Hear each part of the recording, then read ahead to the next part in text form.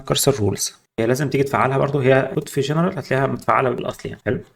اهي الكيرسر رولز دي عباره عن تراكشنز بتاعت كل بروجكت. يعني انا مثلا شغال ولنفرض دلوقتي انا دلوقتي بايثون. حلو. او ديجانجو او اشتغل وات ايفر الحاجه، في حاجه اسمها كيرسر دوت دايركتوري. لو احنا جينا هنا عملنا كيرسر دوت دايركتوري، اوكي فتح اهوت. دي عباره عن انستراكشنز، هي برومت برضو يعني، هي برومت ده في البرومت الكبير اللي كنا عاملينه في الاول. انت عندك كل ما تشتهي الانفس هنا، يعني اي حاجه هتلاقيها هنا حرفيا. يعني نفرض مثلا انا عاوز اشتغل دلوقتي مثلا فرونت اند، فاشتغل رياكت. حلو.